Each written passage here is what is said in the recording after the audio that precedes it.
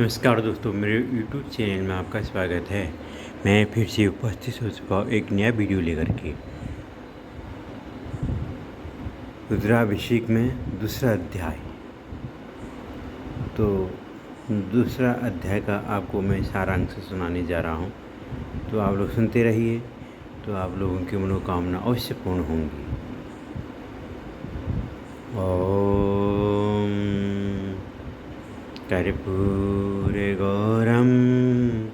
करुणावतारं संसारसाराम्बुजगेन्द्रहारं सदा वसन्तं हृदयारविन्दे भवां भवानी सहितां नमामि।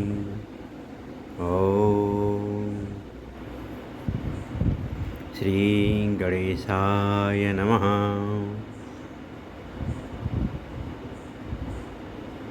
द्वितीयोऽध्यायः। दूसरा अध्याय। सभी लोकों में व्याप्त महानारायण सर्वात्मक होने से अनंत सिर वाले, अनंत नेत्र वाले और अनंत चरण वाले हैं।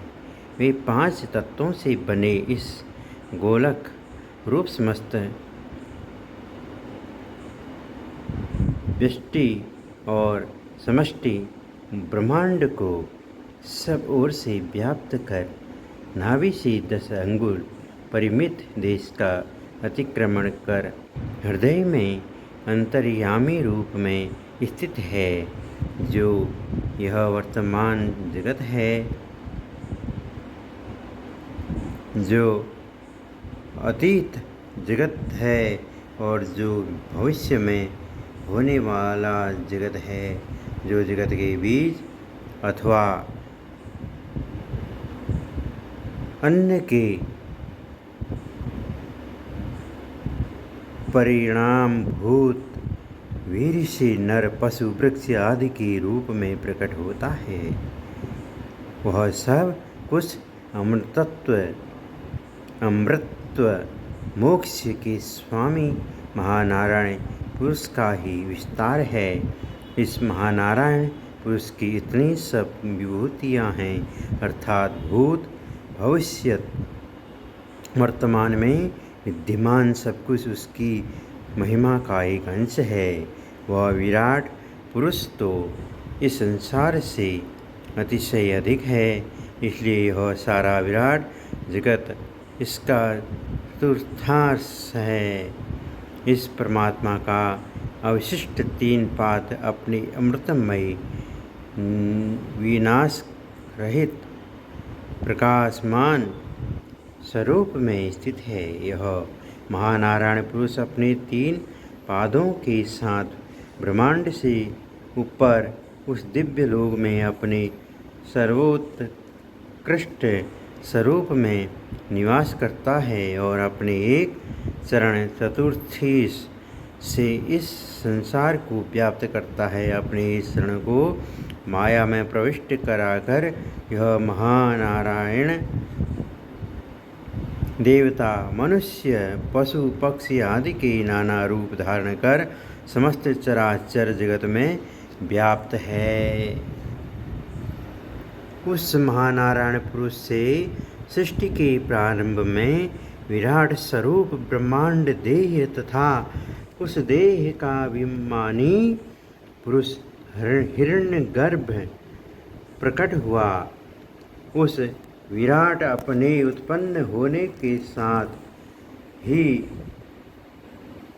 अपनी श्रेष्ठता स्थापित की। बाद में उसने भूमिका तदंतर देव, मनुष्य आदि के पूर्वों शरीरों का निर्माण किया। उस सर्वात्मान महानारायण ने सर्वात्मा पुरुष का जिसमें यजन किया जाता है, ऐसे यज्ञ से बृहस्पति धरी से मिश्रित घृत को संपादित किया। उस महानारायण ने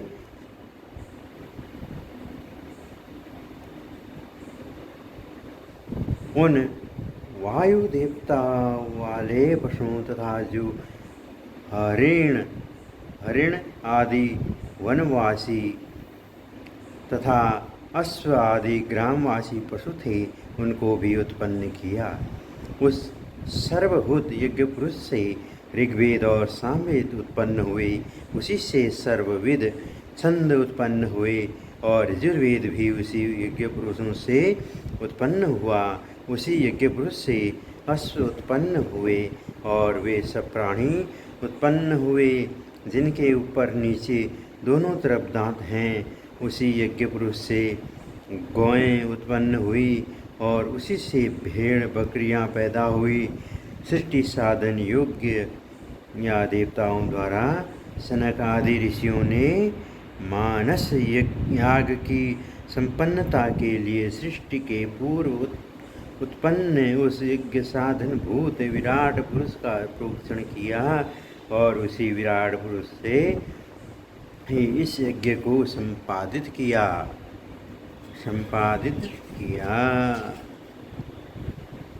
जब यज्ञ साधन भूत इस विराट पुरुष की महानारायण से प्रेरित महत अहंकार आदि की प्रक्रिया से उत्पत्ति हुई, तब उसके कितने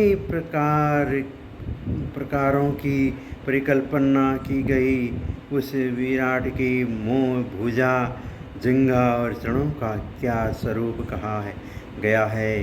ब्राह्मण उस यज्ञोत्पन्न विराट पुरुष का मुख स्थानीय होने के कारण उसके मुख से उत्पन्न हुआ। क्षत्रिय उसकी भुजाओं से उत्पन्न हुआ, वैश्य उसकी जांघों से उत्पन्न हुआ तथा शूद्र उसके चरणों से उत्पन्न हुआ।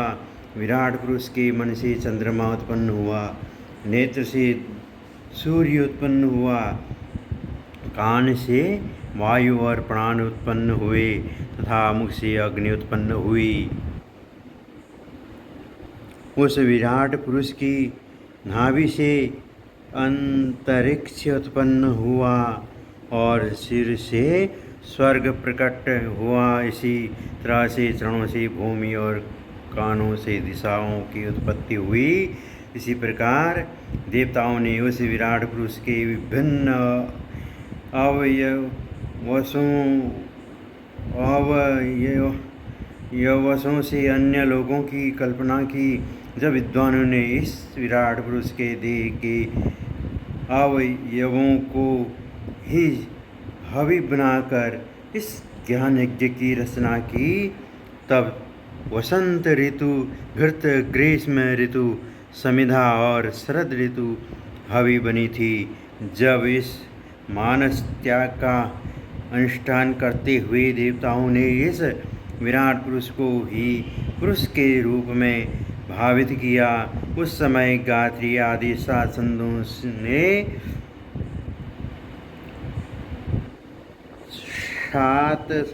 ने सात परिधियों का स्वरूप स्वीकार किया। बाहर मास, 5 ऋतु, 3 लोक और सूर्य देव को मिलाकर 21 अथवा गायत्री आदि 7, अति जगति आदि 7 और कृति आदि 7 छंदों को मिलाकर 21 समिधाएं बनी।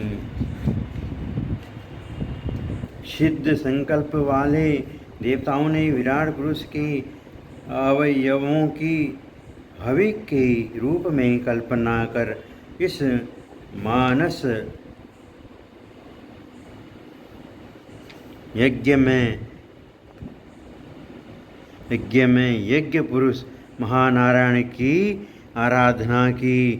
बाद में ही महानारायण की उपासना के मुख्य उपादान बने। जिस स्वर्ग में पुरातन साध्य देवता रहते हैं, उस दुख से रहित लोक को ही महानारायण यज्ञ पुरुष की उपासना करने वाले भक्तगण प्राप्त करते हैं। उस महानारायण की उपासना के और भी प्रकार हैं। पृथ्वी और जल के रस से, अर्थात 5 महाभूतों के रस से पुष्ट सारे विश्व का निर्माण करने वाले उस विराट स्वरूप से भी पहले जिसकी स्थिति थी, उस रस के रूप को धारण करने वाला वह महानारायण पुरुष पहले आदित्य के रूप में उदित होता है। प्रथम मनुष्य रूप उस पुरुष मेधयाजी का यह आदित्य स्वरूप में अवतरित ब्रह्मा ही मुख्य आराध्य देवता बनता है। आदित्य स्वरूप अविद्या के लवलेश से भी रहित तथा ज्ञान स्वरूप परम पुरुष उस महानारायण को मैं जानता हूँ। कोई भी प्राणी उस आदित्य स्वरूप महानारायण पुरुष को जान लेने के उपरांत ही मृत्यु का अतिक्रमण कर अमृतत्व को प्राप्त करता है। परम आश्रय के निमित्त अर्थात अमृतत्व की प्राप्ति के लिए इससे भिन्न कोई दूसरा उपाय नहीं है। सर्वात्मा प्रजापति अंतर्यामी रूप से गर्भ के मध्य में प्रकट होता है। जन्म न लेता हुआ भी वह देवता तिर्यक मनुष्य आदि योनियों में नाना रूप में प्रकट होता है। ब्रह्मज्ञानी ब्रह्मा के उत्पत्ति स्थान उस महानारायण पुरुष को सब ओर से देखते हैं, जिसमें सभी लोग स्थित हैं। जो आदित्य स्वरूप प्रजापति सभी देवताओं को शक्ति प्रदान करने के लिए सदा प्रकाशित रहता है, जो ब्रह्मा विष्णु महेश आदि देवताओं का बहुत पूर्व काल से हित करता आया है, जो इन सब का पूज्य है, जो इन सब देवताओं से पहले प्रादुर्भूत हुआ है, उस ब्रह्म ज्योति स्वरूप परम पुरुष को हम प्रणाम करते हैं। इंद्रियों के अधिष्ठाता देवताओं ने सुभन ब्रह्म ज्योति रूप आदित्य देव को प्रकट करते हुए सर्वप्रथम यह कहा कि हे आदित्य, जो ब्राह्मण आपके इस अजर अमर स्वरूप को जानता है, समस्त देवगण उस उपासक के वश में रहते हैं। हे महानारायण आदित्य, श्री और लक्ष्मी आपकी पत्नियां हैं।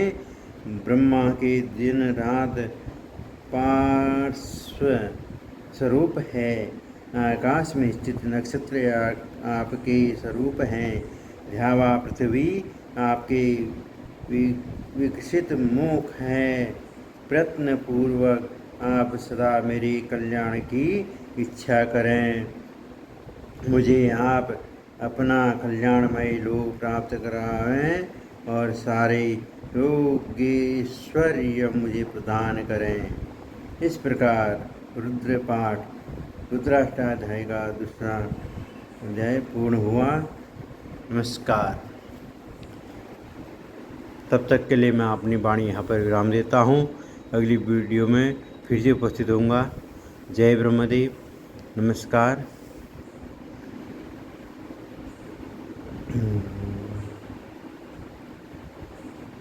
सर्वे भवन्तु सुखिनः, सर्वे सन्तु निरामया, सर्वे भद्राणि पश्यन्तु, मा कश्चित् दुःखभाग् भवेत्। ओम शांति शांति शांति। सबका कल्याण हो, सबकी मनोकामनाएं पूर्ण हो।